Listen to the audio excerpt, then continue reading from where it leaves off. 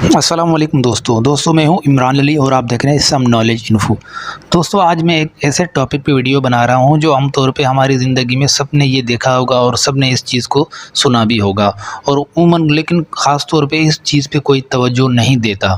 तो आज मैं उस टॉपिक पे वीडियो इसलिए बना रहा हूँ कि ताकि जो वालिदैन इन चीज़ों को इग्नोर कर देते हैं या इन चीज़ों पर तवज्जो नहीं देते, तो कुछ चीज़ें ऐसी बारीकियां मैं बताना चाहता हूं ताकि वालिदैन इन चीज़ों पे गौर करें और अपने बच्चों को रोकें। बचपन में अक्सर बच्चों को अंगूठा या उंगलियां चूसने की आदत पड़ जाती है और कुछ बच्चे तो अपने हाथ की सारी उंगलियां भी चूसते हैं। अंगूठा चूसने से बच्चों को इतना सुकून मिलता है जितना उनको अपनी माँ का दूध पीने में सुकून मिलता है। आमतौर पे ये आदत बच्चों में उस वक्त आती है जब बच्चों के दांत निकलने वाले होते हैं। ये आदत 12 से 13 साल तक चलती है। अब सवाल ये पैदा होता है कि जो बच्चे बचपन में अंगूठा या उंगलियां चूसते हैं तो क्या उसका कोई नुकसान है या उसकी कोई बीमारी वगैरह से कोई उसका ताल्लुक़ है या उसके दांतों के हवाले से कोई मुस्तकबिल में कोई मसला होगा। तो आज हम इन चीज़ों के हवाले से डिस्कस करेंगे। ये सवाल अक्सर वालिदैन पूछते हैं कि क्या अंगूठा चूसने से बच्चों के दांतों के कोई असर तो नहीं पड़ता या उनके सेहत के हवाले से कोई मसला तो नहीं होता।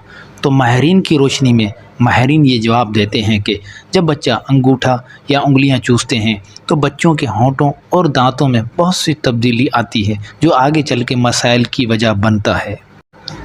माहिरीन का कहना है कि इसमें सबसे ज़्यादा मुतासिर दांत होते हैं। वो इसलिए कि जब दांत निकल रहे होते हैं अंगूठे के दबाव की वजह से वो अपनी जगह तब्दील कर लेते हैं। अंगूठा चूसने से दांतों में दबाव पड़ता है जो दांतों की कुदरती नशो नमा में बहुत असरअंदाज होता है। इस वजह से इस दबाव से दांत अपनी पोजीशन बदल लेते हैं। इसके अलावा ऊपर और नीचे वाले मसौड़े भी मुतासिर होते हैं और बच्चों की जहनी और नफ्सियाती सेहत पर बहुत असर पड़ता है। इसलिए वालिदैन को चाहिए कि इस चीज़ पे तवज्जो दें। बच्चे अपने आप को महफूज करने के लिए अंगूठा चूसते हैं। वालिदैन को चाहिए कि अपने बच्चों से ये आदत जितना जल्द हो सके छुड़वाने की कोशिश करें। अंगूठा चूसने के सबब जो मसले होते हैं उनको ऑर्थोडेंटिक्स कहते हैं और उन मसलों को ख़त्म किया जा सकता है जिसको आम ज़बान में ब्रेसेस कहते हैं। ऑर्थोडेंटिक ट्रीटमेंट इसलिए भी ज़रूरी होती है कि इसके अलावा दांतों के मसले को सही सिमत में नहीं किया जा सकता। बच्चों की अंगूठा चूसने की आदत आखिर कैसे ख़त्म की जा सकती है। आमतौर पे बच्चे अपना अंगूठा उस वक्त चूसते हैं जब वो सुकून चाहते हैं।